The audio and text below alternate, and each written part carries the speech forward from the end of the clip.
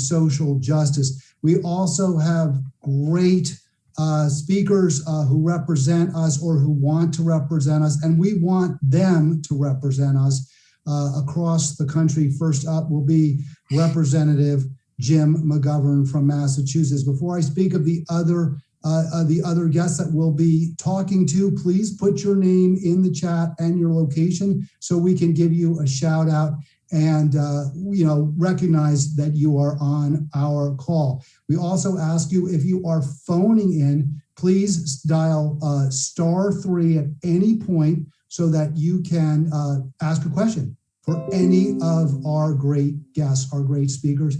And if you are in our call, if you're on the Zoom call, then just go ahead and put your question in the Q&A. So I see we have Sudia Paloma in Berkeley, California. Great to see you, Sudia. Thank you so much for joining us on this call. First person to check in. Seth Bird in Grand Rapids, Michigan. Aisha Townsend in Chicago. We'll be talking to Aisha a little later in the call. Really excited to do that. Kristen Hoffman, our Virginia organizer, is happy to be here. We've got Eileen Halliday in Phoenix, Arizona, and a lot of news from the Grand Canyon State we'll be sharing with you as the call progressive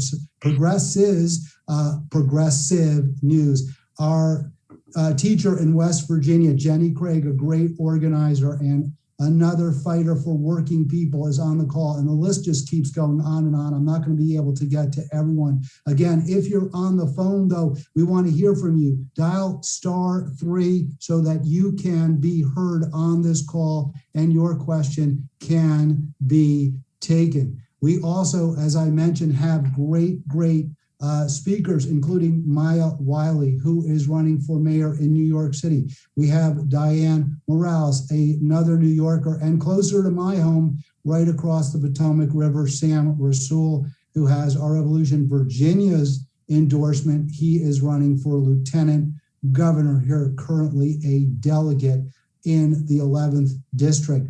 Again, we've got lots and lots of folks on the call. In Vermont, we've got Deb Robinson, Bob from Tybee Island, Georgia, Jan in Portland, Oregon. We do want to let folks know that our Revolution sticker is still available. That's the F-off filibuster sticker. And we'll be talking about Arizona Senator Kyrsten Sinema, who made that statement famous and who is the inspiration for that sticker, ourrev.us/sticker. So again, if you would like to get that sticker designed by a world-renowned artist, one of our Revolution's great activists and great members, please do click on ourrev.us/sticker.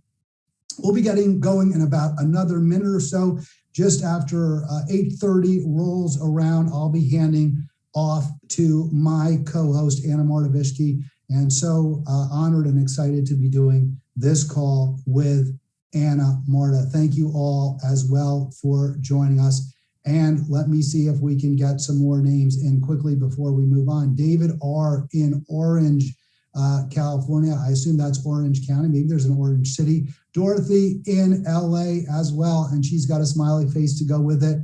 We've got Jan in Portland, Oregon. In the Green Mountain State, we've got Deb, I mentioned, I think earlier, in Vermont. Garth in Fort Bragg, California. That's way up north. I think that's where they have the fires right now. Steve Spitz in Falls Church, Virginia. Steve, thank you so much for joining us. And now it is 8:30, so without further ado, let me turn the microphone over to my co-host, Anna Marta-Vishke.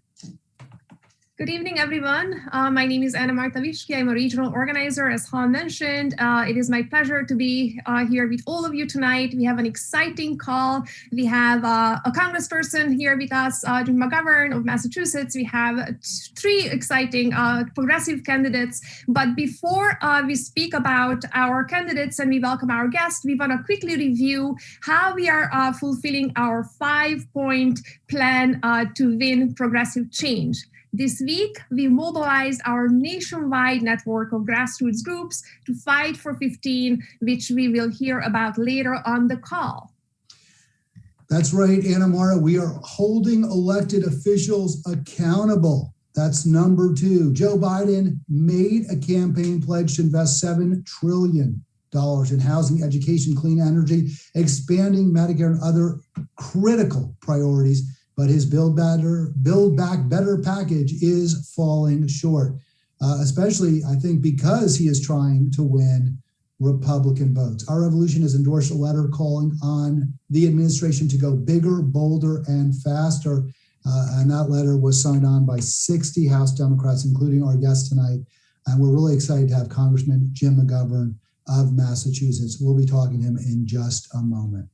That's right, Hal. And we are also holding Blue Dog senators accountable by demanding an end to the filibuster so that legislation that we all care about, like the PRO Act, the For the People Act, and other progressive and popular priorities can actually be passed. For example, this last week, Our Revolution and PDA Arizona co-sponsored statewide rallies where our members joined hundreds of progressive activists in demanding that Senator Kristen Sinema and Mark Kelly support an end to the filibuster. Our Revolution made the front page, as you can see on that slide, of the Arizona Republic with an action shot from that rally.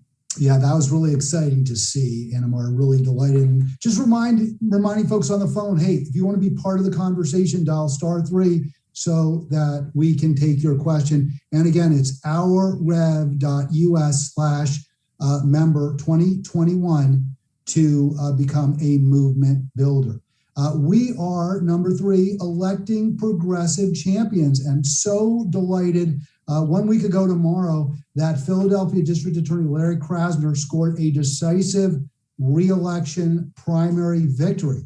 And that win was really across the country because he is a progressive criminal justice reform champion nationwide. Congratulations, Larry Krasner. We're also excited about 4 Our Revolution-backed progressive candidates running for seats on San Antonio's City Council, all advanced to the runoff election on June 5th.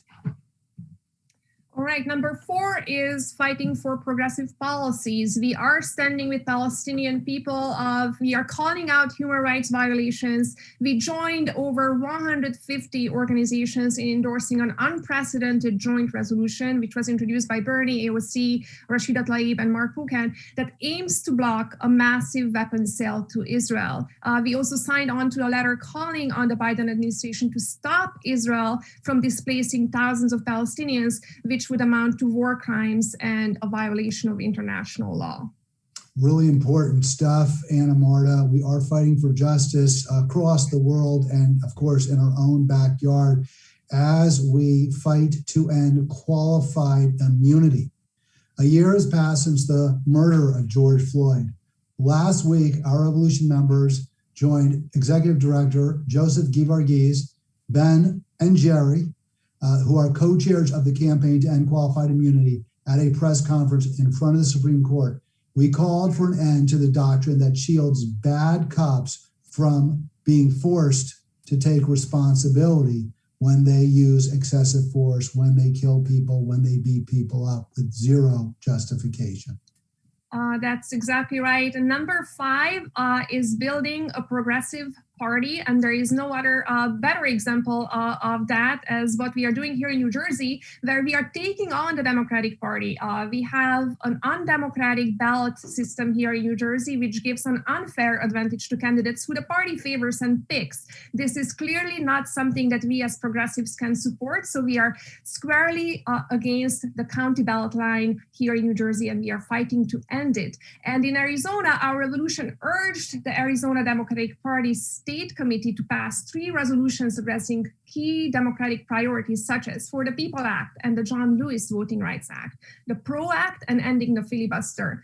And given Senator Sinema opposition to these priorities, we have to ask, whose side is she on? Who is she representing? You can let everyone know how you feel about the filibuster with our new sticker. Hal mentioned the sticker before.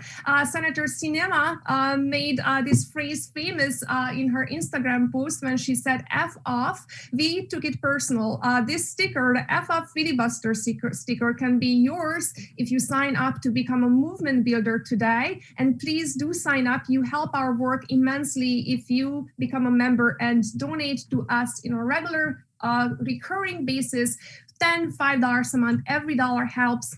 So make a recurring donation. The link is going to be put in the chat for you. Or if you're on the phone, go to ourrev.us/sticker and get the sticker there. All right, that's really exciting. I really love that sticker, and it's just really kind of ironic the way you have the nice flowers and everything along with the F word in there. It's really kind of cool. Really love that. So we're going to get right to it in just a moment. Just want to remind you, hey, if you have a question for Congressman Jim McGovern or any of our great guests, please dial *3 if you're on the phone, or put that question in the Q&A. And now let me welcome Congressman Jim McGovern. He represents the 2nd District in Massachusetts and is chair of the House Rules Committee. Welcome, Representative McGovern. Thank you so much for joining us. Well, thanks for having me here tonight. I appreciate it. And it's great to be with everybody who's on this call, and I appreciate your activism. Look, I was asked to say a few words on the legal case of Stephen Donziger. And for those of you who might not be familiar with the case, Steve Donziger is a well-known human rights and environmental justice lawyer who back in the early 2000s filed a successful class action lawsuit against Chevron on behalf of the indigenous campesino communities in the Amazon.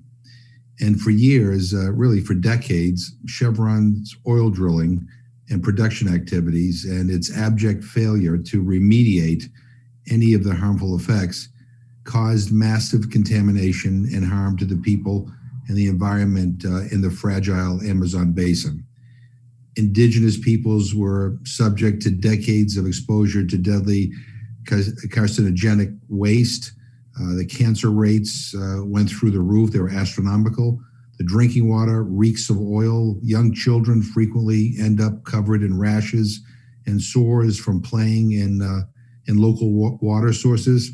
And I know all of this because I visited these sites in Ecuador back in 2008 with Stephen. And I heard stories firsthand from indigenous peoples. I wanted to see what was going on. I wanted to see the terrible damage done by this U.S. company. And to be honest with you, I was horrified and I was ashamed. Stephen won the case against Chevron, a $9.5 billion judgment. But in the years since, Chevron has been on a seemingly all-out assault against Stephen to discredit him. And what I really think is an attempt to stymie anyone from bringing similar such environmental justice cases in the future. For more than 600 days, Stephen has been on house arrest for a petty misdemeanor charge resulting from a discovery dispute. That's nearly 2 years. After numerous delays, the trial wrapped up last week and the verdict is expected in a few weeks. But from the very beginning, nothing about this case smelled right. There's real concern about judicial abuse here. Everyone working against Stephen seems to have ties to Chevron. And to the best of my knowledge, no other lawyer in a similar situation facing a petty misdemeanor has faced such harsh restrictions while awaiting trial. So more than 50 Nobel Prize laureates, Amnesty International, and a host of other human rights organizations have asked that the Department of Justice review Stephen's case. That's why about a month ago, I led a letter that was co-signed by Congresswoman Cori Bush and Congresswoman Rashida Tlaib and Congresswoman Alexandria Ocasio-Cortez and some other high-profile progressives. We sent a letter to Attorney General Merrick Garland asking for a thorough review of Stephen's legal case. We didn't ask for the DOJ to intervene on the merits of the case, but to review the process, which by all accounts seems highly unusual.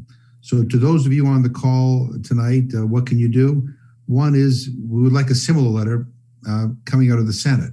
So call your senators and ask them to ask DOJ to review the process. The more attention that can be brought to this the highly unusual nature of this, the better. The other thing, and look, regardless of Stephen's case, the bottom line is that there are indigenous communities, there are poor people in Ecuador who have been terribly harmed, and we can't forget them. So we need to make sure that the indigenous communities, like the ones harmed by Chevron, are not forgotten. Sadly, there are hundreds, maybe even thousands of other vulnerable communities across the world that have been harmed by huge fossil fuel corporations in the name of cheap energy production. And all too often they suffer in silence. So we need to raise the profile of these people and anything you could do to urge our representatives and our senators to speak out on this case and on what's happening to the people of Ecuador would be very, very helpful. So I thank you for the opportunity to be with all of you tonight. All right, I know you have just a brief time with us, Congressman, but I just have a question or two. One is, have you heard anything back from the Justice Department with respect to your letter? So we haven't heard anything yet. I'm not expecting that they will communicate directly. I mean, dealing with the Justice Department is like dealing with the Wizard of Oz. It's all very mysterious. But the important thing is to call their attention to this highly unusual process involving Stephen's case. And again, I know they've received our letter. I know they know what our concerns are. My hope is that they will follow through, but it would be helpful if the Senate would do a similar letter. Have you been following the trial at all? Reports are that it basically is a show trial, that the fix is already in. Is that your sense? Well, I've been following it like everybody else has been. I mean, I think Stephen thinks that the fix is in, and there'll be an appeal, obviously. But look, in addition to highlighting the highly unusual and irregular way that this case has been handled, we really need to use this case as an opportunity to raise the plight of indigenous communities in Ecuador and around the world that, quite frankly, who have had their human rights trampled on by these big fossil fuel companies. Chevron, which was formerly Texaco, what they did in Ecuador, and I saw this with my own eyes, is unconscionable.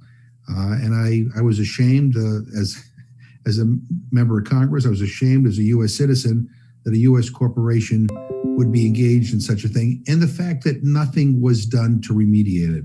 And I think that we need to fix this. And so, in addition to calling attention to Stephen's case, we need to figure out a way to help clean up what Texaco, now Chevron, did. They should do it, but we can't relent on this. All right, so Congressman, we have several comments from our phoners, our people who are on the phone. They want to thank you for standing up for Stephen Donziger. And I'm going to also assume they want to thank you for standing up for a big, bold infrastructure plan rather than one that might garner the support of one or two Republicans. Tell us about that effort that you've made and others as well. Well, look, it is clear that the Republicans have no interest in working any kind of a deal, in a deal that is meaningful in terms of making a real difference in terms of improving our infrastructure. Look, we just went through this whole rigmarole on the January 6th commission, where we basically gave the Republicans everything they wanted in terms of how that commission should be put together, and they walked away. They can't take yes for an answer. So my view is that, we need to proceed, and we need to proceed as big and as bold as we possibly can, because we have neglected our infrastructure for way too long. And by the way, we want this infrastructure bill to be a green infrastructure bill. We need to deal with this issue of climate change, and this is our opportunity. We have a democratically controlled House, a democratically controlled Senate, and a Democrat in the White House. Republicans do not want a deal. We certainly don't want to nickel and dime this so that it's meaningless. We need to go big, and we need to be bold, and we need to use reconciliation if that's what it takes. But we don't know what's going to happen in the next election. I hope that we expand our majorities, but we don't know. This is the moment. We have to get things done in the next year and a half. We can't delay, and we can't negotiate against ourselves. So the bigger we can go, the better. And again, I think the Republicans have shown us their true colors here. They're not interested in solving problems. They're interested in trying to frustrate our agenda. So let's demand the biggest package we can get. Yeah, well, we really appreciate that effort by you and by many other progressives in Congress.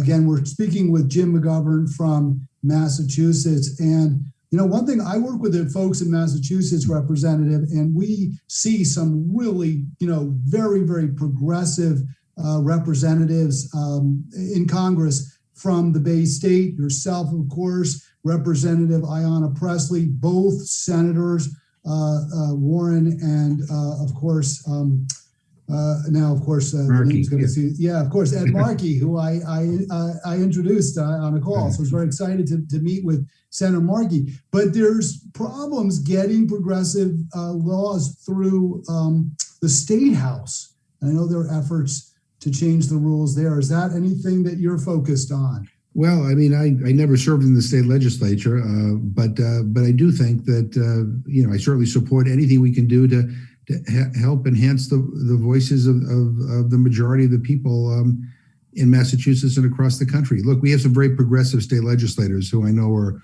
working very hard to try to move some very forward-thinking bills through the state legislature. But you know, I'd like to think of Massachusetts as a leader for the rest of the nation, and I would certainly support any efforts to be able to do that. I should say also, while we're on the call, we have a nurses strike at a hospital in my home city of Worcester, Massachusetts. It's gone on for weeks and weeks and weeks. It's one of the longest nurses strikes ever. And for those on the call from Massachusetts, whatever you can do to raise your voices in support of these nurses who are striking for safer staffing levels would be very much appreciated. We need to stand in solidarity with our nurses and other workers who are literally, you know, putting their jobs on the line on behalf of the greater good. And I just raise that because it's something that's very much on my mind. No question about it. Healthcare heroes for sure. We want to thank you so much, Congressman Jim McGovern, for joining us on our call. The 2nd District of Massachusetts is indeed fortunate to have you in the House. And thank you again for joining us. We do want to let folks know that if you aren't already a member, we want you to join. Please do. ourrev.us/2021 member. Your monthly gift helps keep us fighting for progressive policies, electing progressive champions like Jim McGovern, and building a progressive party. And now let's go over to Anna Marta Vishke. All right, next up, progressive champions. This is always exciting. First, we got 2 great New York City candidates tonight, the leading progressive contenders for New York City Mayor, one of the most important elections of this year. We are not going to announce our endorsements until Thursday night call with the New York Progressive Action Network. More about that call later tonight. But now let's welcome our first candidate, Maya Wiley. As I said, candidate for New York City Mayor. Maya Wiley is a lifelong activist, civil rights lawyer, and nonprofit leader. She has taught at the New School, and as the volunteer chair of the Civilian Complaint Review Board, she has held New York Police Department officers accountable, NYPD officers accountable. Maya, welcome to the call. Tell us a little bit about yourself and your campaign for mayor. Well, first of all, thank you so much for having me. I am so honored and excited to be with you. And I just want to make something very clear. We are at a crossroads in this city and in this country. And thanks to our revolution, you know, we have been fighting for the right track. And I just want to start by shouting our revolution out for getting Lee Krasner in Philadelphia transformative district attorney, because he comes from the same background I do in civil rights. And this is critically important. So thank you for that. But I also want to say, you know, this is a time in the crisis that is COVID that recognize that what it did was actually all the things that our revolution was pointing to before COVID, right? Like the fact that here in New York City, we have 600,000 New Yorkers that do not have health insurance. And a big reason for that, not the only reason, but one reason is undocumented immigrants who are our people, our residents. But we have folks who are documented or are citizens who still fall between the cracks of healthcare. That was before COVID, and we know which communities were most likely to suffer. We also know that we have 400,000 more New Yorkers facing eviction in this city that has for far too long been controlled by those who were not building housing people could actually afford, and that our public resources all too often were going to support developments, subsidize big corporations and developments that frankly we're going to displace rather than include us. And this is something that we must change, but it's more important now because of COVID than ever, because this is a crisis that is fast tracking, putting on a bullet train, frankly, taking our very diverse city, impoverishing so many of our people more deeply, but also calling us to the opportunity to invest in our people, to recognize that we have to come back fairer and stronger and more just. And that means marshaling all of the resources of city government in the largest city in the country that has had 109 men as mayor, 108 of them white men. And so I'm running unapologetically as a Black woman.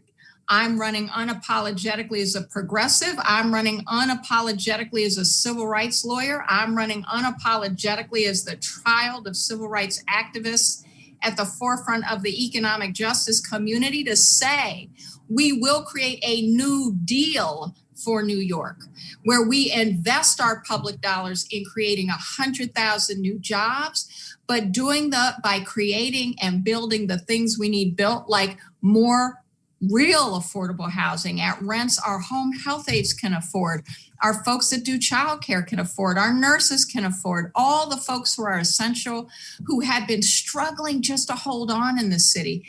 But we're also going to make sure we fix what needs fixed, like public housing.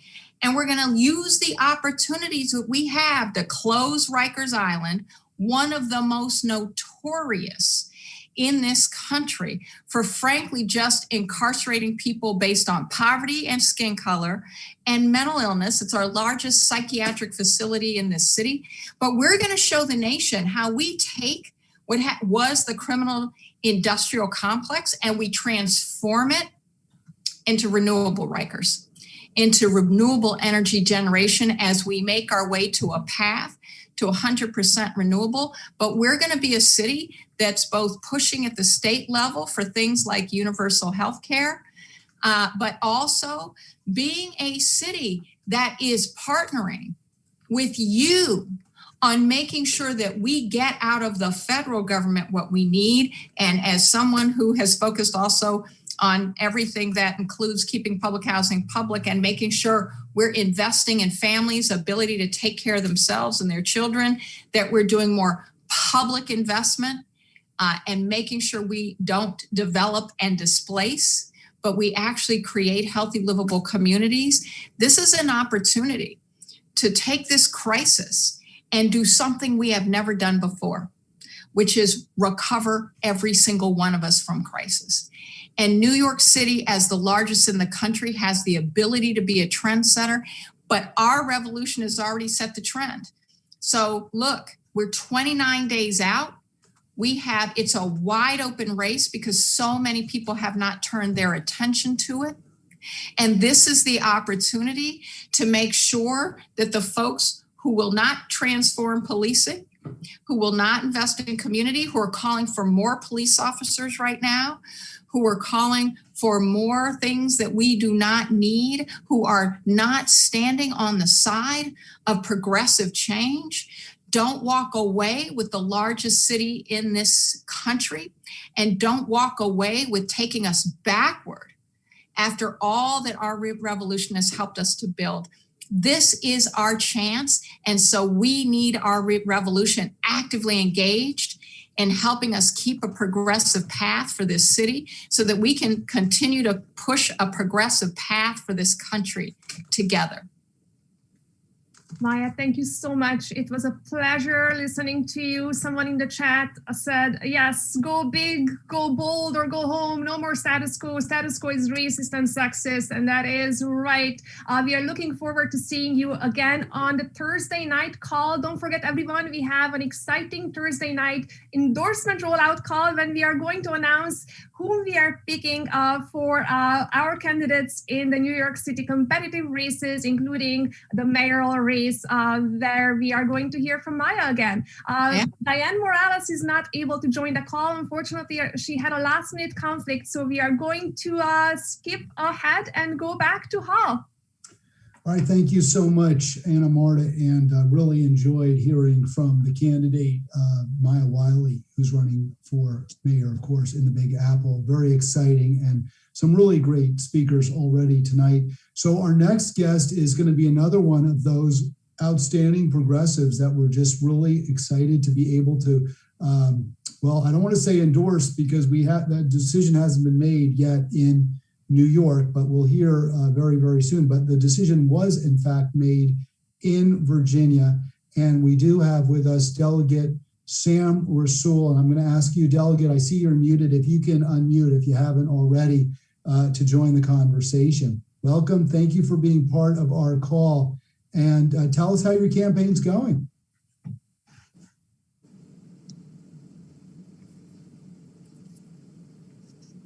I think you may still be muted. I'm hearing some noise, though. I saw you on the call.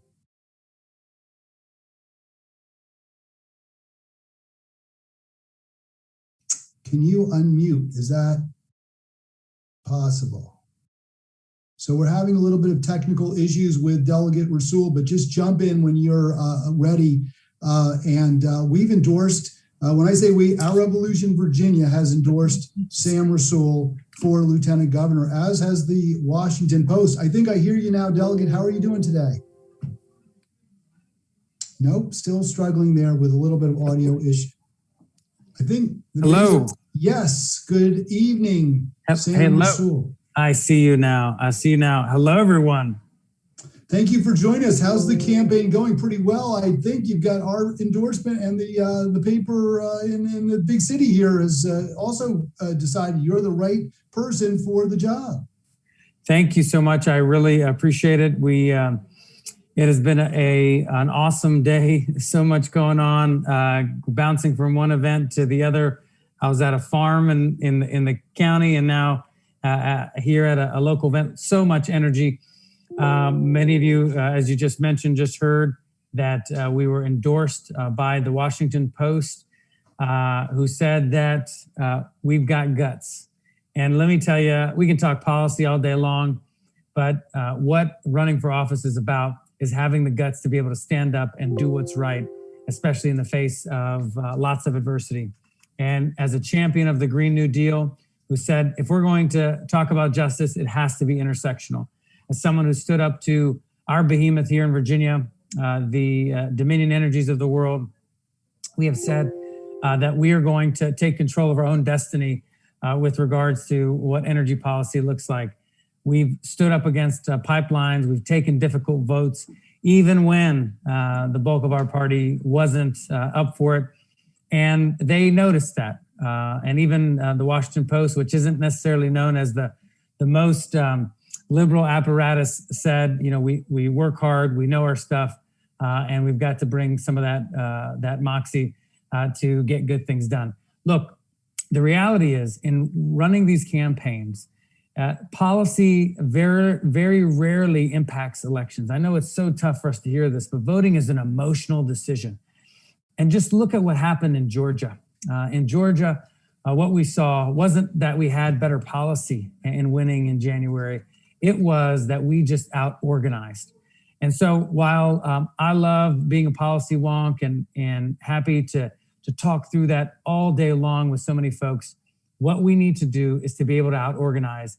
We saw that in Georgia, in the most unlikely of places, we can have a significant impact when we hold true to our values and when we uplift them all throughout the Commonwealth.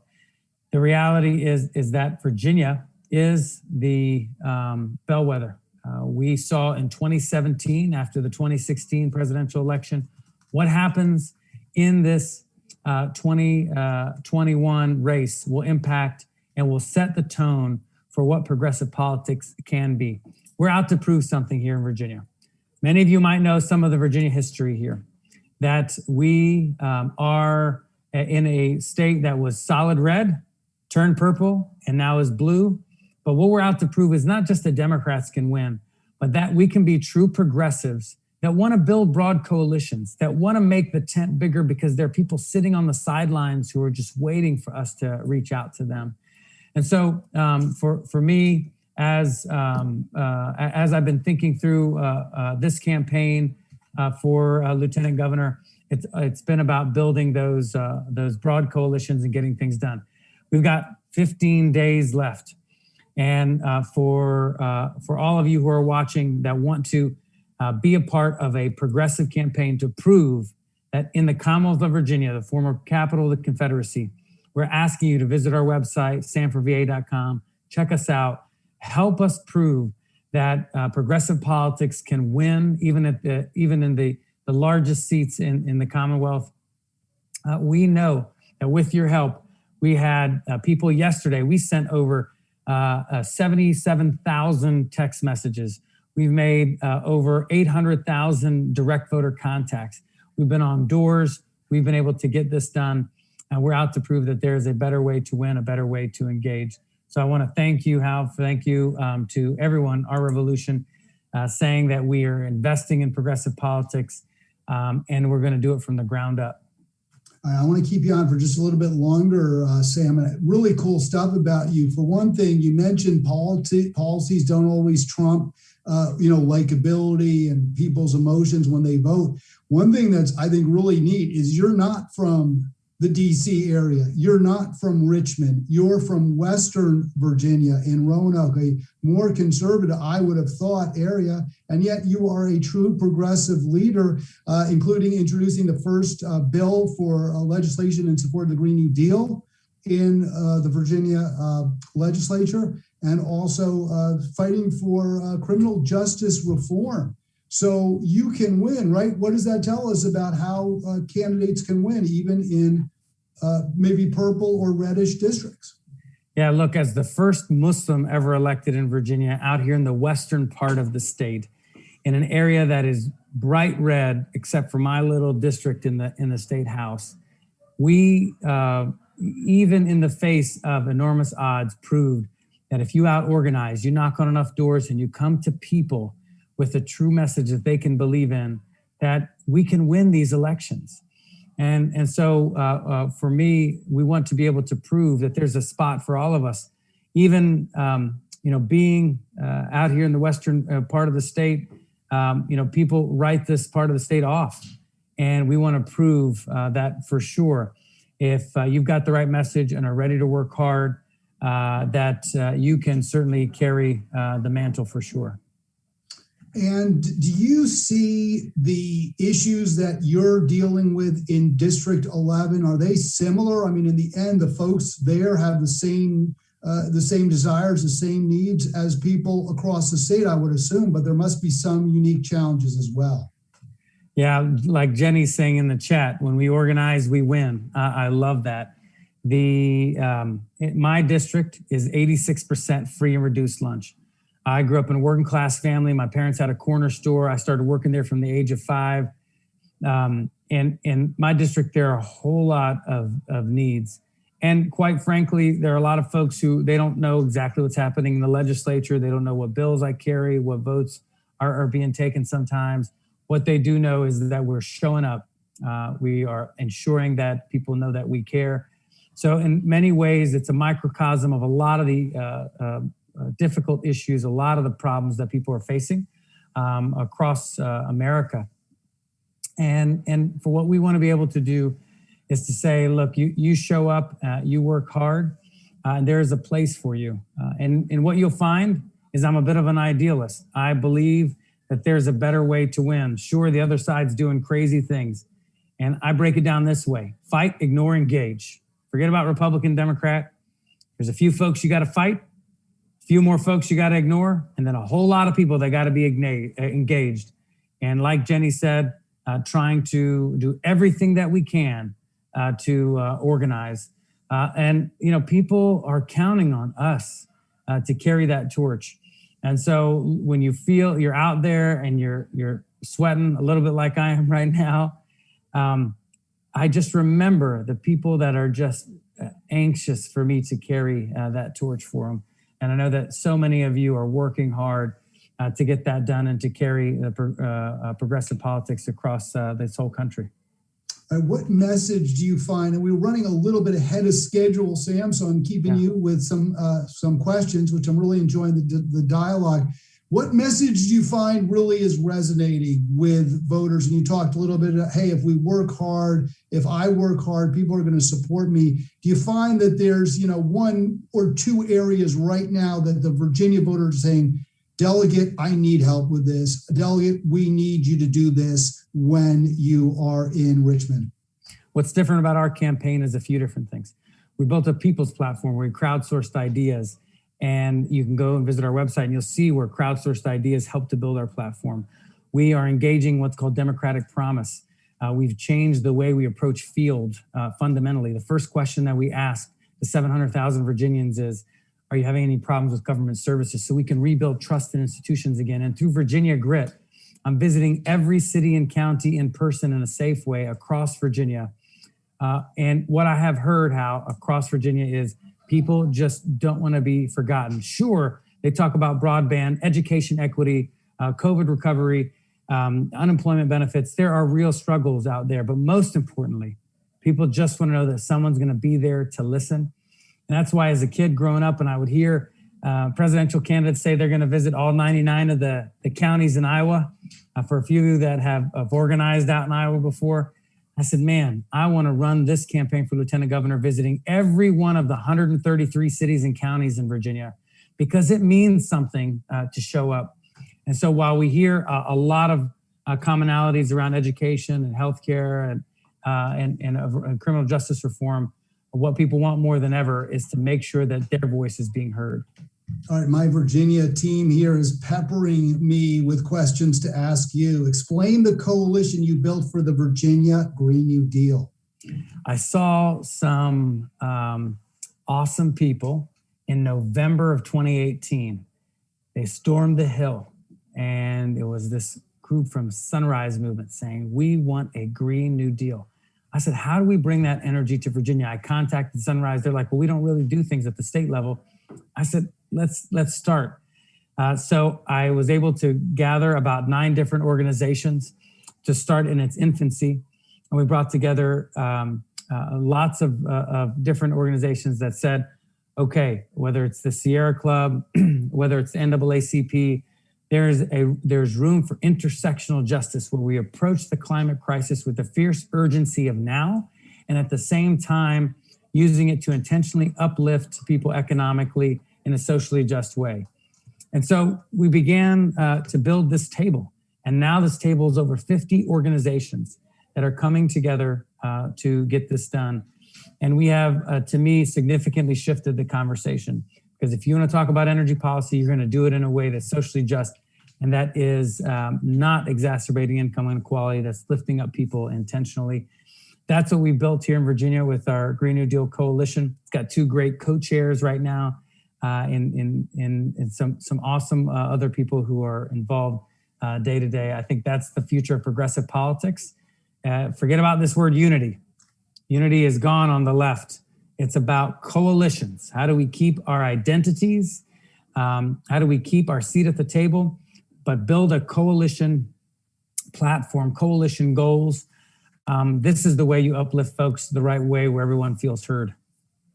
I want to thank you so much, Delegate Rasoul. What an honor for me to get to have this conversation with you, with a few thousand of our closest friends listening in. I really, really appreciate this opportunity. Thank you. Thank you all so much. I really appreciate you, Hal.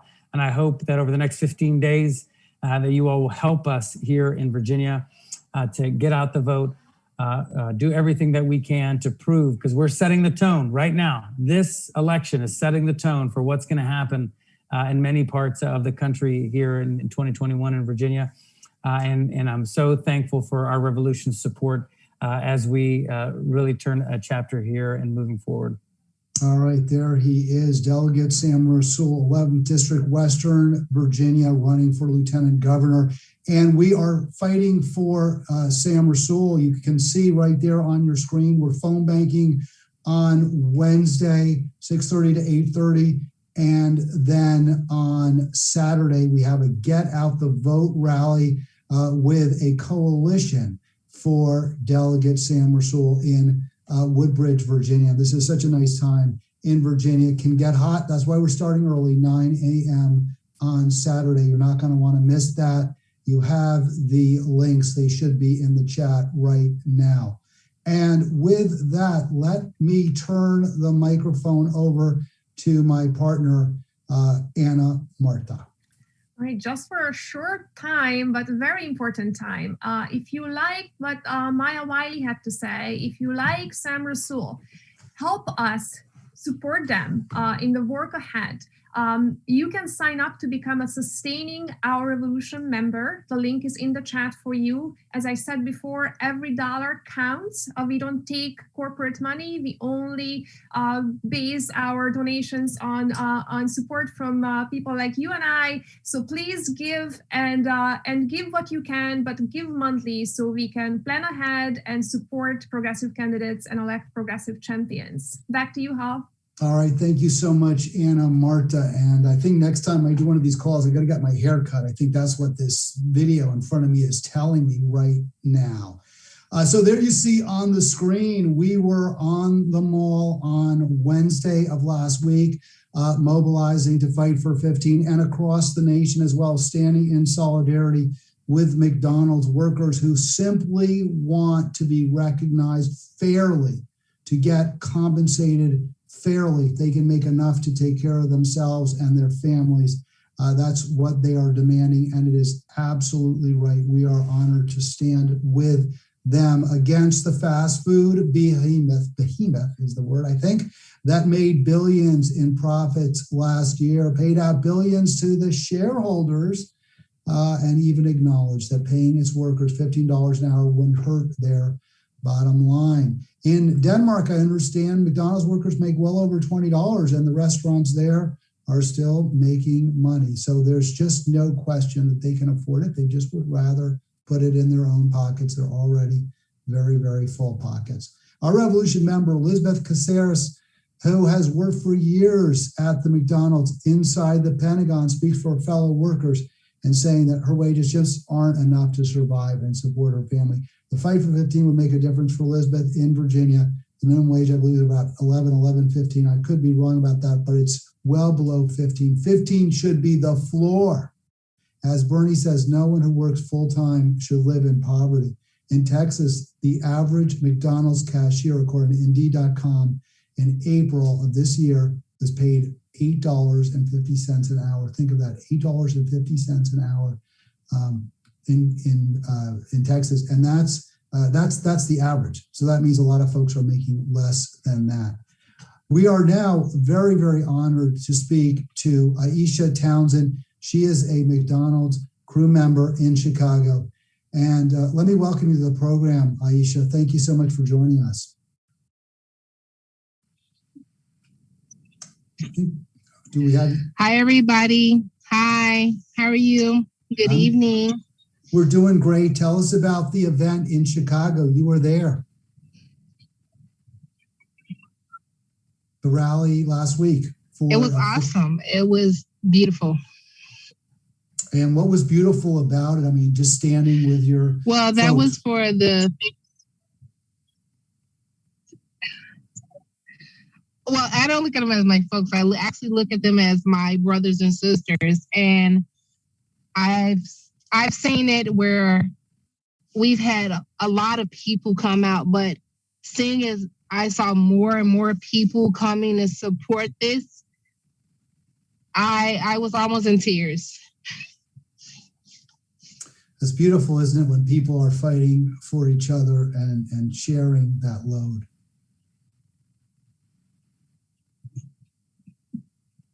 Yeah, it is. So tell us what that would mean to you.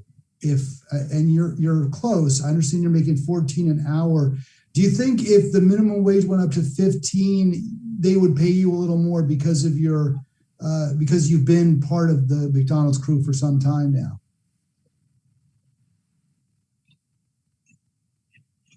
I think even though that we're fighting for 15, I think honestly, in my honest opinion, McDonald's has the money to pay us more than just 15. And they have enough money to give us a union, no questions asked.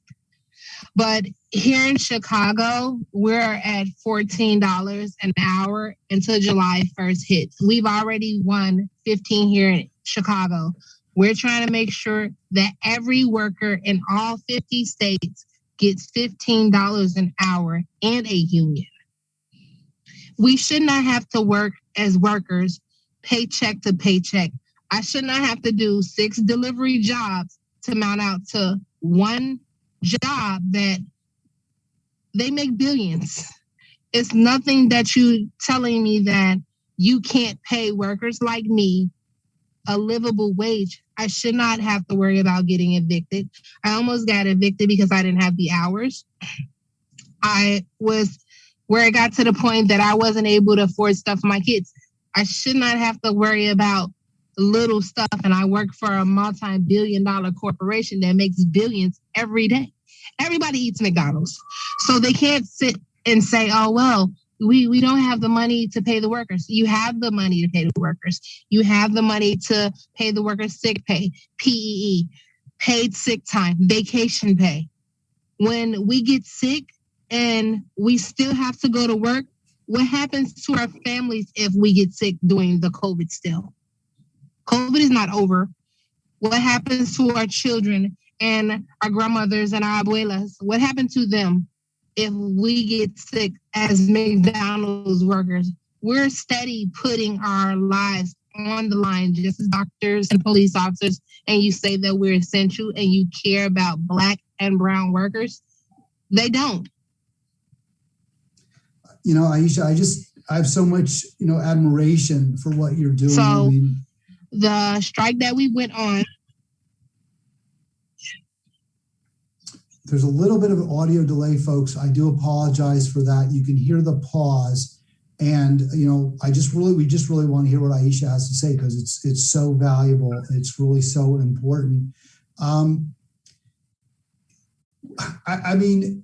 It just seems to me, tell me if this is right, is you work hard, you take pride in your work, and you should get fairly paid for it. You should get health care. You should have a decent life for yourself, for your kids, and not need to take on additional responsibilities. They say that it's liberty and justice for all in the Constitution.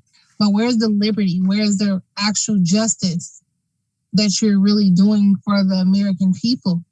They're not doing any liberty for us. They're not doing any justice.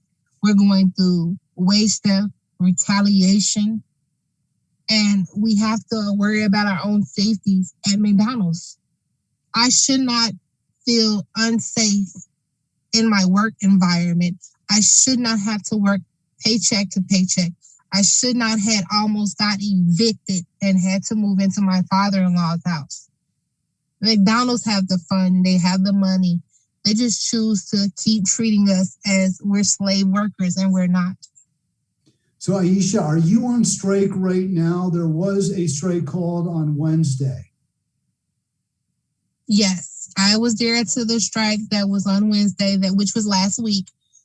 And I told McDonald's and every worker that was out there, and I can say that they agreed with everything that's going on.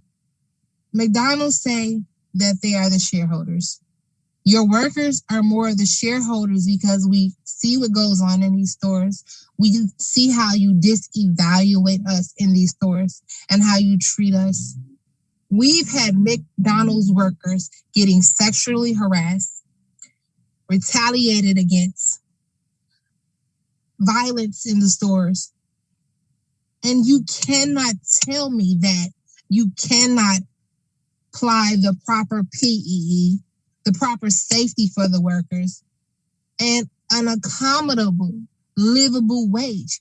You cannot say this because every customer that comes through McDonald's, we are not just a McDonald's worker. When we leave, we might bring our families into McDonald's to eat. We are McDonald's shareholders. And they say, well, they're essential workers. Where you're not treating us as we are essential. You're not treating us that you value our lives. They treat us like, oh, well, we'll have you a couple of hours and you can go home. And that's not fair to anybody's family, including mine. So Aisha, we have Rebecca saying, thank you for having the courage to stand up. Anna Marta asking, where is the justice? And just folks really touched by what you're telling us and your struggle. Thank you so much. How do you see this playing out in the end, Aisha? In the end, until McDonald's does what they have to do, me and my fellow brothers and sisters, we're not going to keep remaining silent. Just as they say, you have the right to remain silent. Well, we have the right to open our mouths and speak our voice and stand up, not just for one brother and sister. We have a voice to stand up for all. And I come from a mother and a father that was union reps. And if my mom and my dad was alive today, they would be and my grandfather would be very proud of the work that I'm doing. And I'm not stopping until our next generation gets $15 in a union, sick time, PEE, paid time off, vacation pay, and also where we're able to not have to work check to work check. It is unacceptable. And it should not take our lawmakers in Washington, D.C. to say, oh, McDonald's, you need to pay your workers $15 an hour or $20 an hour in a union. Biden had already said it to help the working people. Biden had already said, stop letting the rich get rich and the poor getting poor. I pay my taxes, and it's not fair for me as a mom and an aunt and a sister and a daughter had paid her taxes and put in her dues, and I'm a McDonald's worker, and you telling me that you don't have the money in the funds and you make billions? Every kid in America eats McDonald's. I don't care if you're in China. They all eat McDonald's. You make billions. It's no more of us remaining silent. It's no more of us being quiet. We're going to make sure that every McDonald's and every worker in all 50 states and all fast food chains come together, unionize, and we're not going to keep remaining silent. And that's going to be our justice for all. All right, real quick, one last question. Is this a hardship for you? I got to imagine being on strike is challenging and financially challenging for you and many other workers. It is, but like I said yet again, even if I'm working with McDonald's or not working with McDonald's, this fight will still have me, and I'll still show up, and I'll still be that McDonald's worker that shows up for all unions, because I come from a father and a mother that worked hard to make sure that my siblings had a livable wage. And I do not see that it's acceptable for a multi-billion-dollar corporate to keep treating us as we are still living in the slavery days. I don't care, Black, brown, white, Mexican, Latina, you say that we are essential and you say that our lives matter. Come outside, sit at the table with McDonald's workers, even if it's one McDonald's worker from every 50 states. Sit out here and listen to our demands and make it a better generation for our next generation. And I don't see that it's something that we're doing wrong. As workers, we're just trying to fight for something better for our families and our children and our next generation. And like I said, I'm going to keep fighting until they do what they got to do, even if I'm a McDonald's worker or not. Well, thank you so much, Aisha Townsend, for gracing us on this program. We really, really appreciate it. And anytime. Well, we'll have you back for sure. And we wish you, I mean, I just want you to win, right? Just win, baby, right? Isn't that the expression? So we just want to see this win because we're like I said before, Biden had said he's tired of the rich getting rich and the poor getting poor, and we have to live in poverty. There's no way that our elder generation should be homeless. There's no way that all these billion-dollar corporations, including McDonald's, should say, okay, well, they don't deserve $15 an hour. They don't deserve $15 in a union. No, we deserve $15 in a union. We deserve healthcare, PEE. We deserve the same services that any healthcare physician would get and more. Because we are workers, but we are the workers that live in this society, and also the workers that have to live around the violence in their stores. You're supposed to protect us, and you say, oh, no, you're just the workers. You just be quiet, and if anything happens, just do what you gotta do, be quiet. It's no more to now that I'm remaining silent. I have my kids shouting in the streets. So it's no more of McDonald's workers gonna be remaining silent. That days is over. We're just fighting for justice and liberty for all. And I'm gonna keep fighting the fight until they do what they gotta do.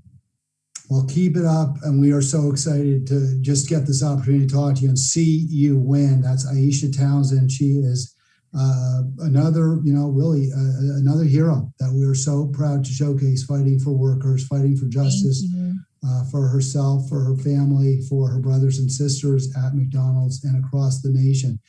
So if you want to help us continue that, to be able to present great people like Aisha on the call, we do ask you, if you can, become a movement builder. Join us on our phone banks. Join us as we stand with people like Delegate Rasoul and others that we're endorsing to become a movement builder. alrev.us/2021 member is the link. And now over to you, Anna Marta. Thanks, Hal. And as Aisha said, we gotta keep fighting, and that's what we are doing coast to coast. We have exciting calls coming up. The first I want to mention is Our Revolution Maryland is holding a call with an update on criminal justice, environmental, and healthcare reform legislation that our members there helped pass in the General Assembly this year, and the link will be put in the chat for you. And I mentioned this call a couple of times already. On Thursday, Our Revolution and NIPAN jointly rolling out our New York City elections. We are rolling out endorsements for over 30 progressive candidates. So exciting, big investment in those elections. We will hear from Maya and Dianne Morales, among many other progressive, Jumani Williams, Brad Lander, and others. So make sure to sign up for that call. It is going to be super, super pumping. So with that, back to you, Hal. All right, thank you so much, Anna Marta. We're coming up on the end of the call. We do have a great rally, though, coming up in a couple of weeks from this Saturday. That is going to be in Arlington in support of the PRO Act. That's Protect the Right to Organize Act. That would make things a lot easier for heroes like Aisha Townsend, like the Amazon workers in Alabama who are fighting against overwhelming odds, against disgusting union busting. We are going back to Northern Virginia. We were in Alexandria. There's my man Jake there, an Amazon worker in front of that big union sign there, that beautiful union sign. That was on May Day, May 1st. We're going back this time to Arlington. We'll be standing across from the Amazon headquarters. Join us on the 12th if you're in the area. We'd love to see you 10:30 a.m., refreshments and lunch. So it's going to be a party, but it's going to be a very, very important party with a very, very important purpose. That is fighting for workers. We don't have a call coming up a week from today. We're taking just that one evening off. That is, of course, Memorial Day. So that is going to be a day off. And with that, we're coming up on the very end of the call. So we do our chant, and you heard Delegate Rasoul loves it. So I'll say when we organize, you say we win. We'll do it twice, and that'll do it for the call. On three. When we organize. We win. When we organize. We win. Have a great night, everybody. Thank you for being part of this. Woo.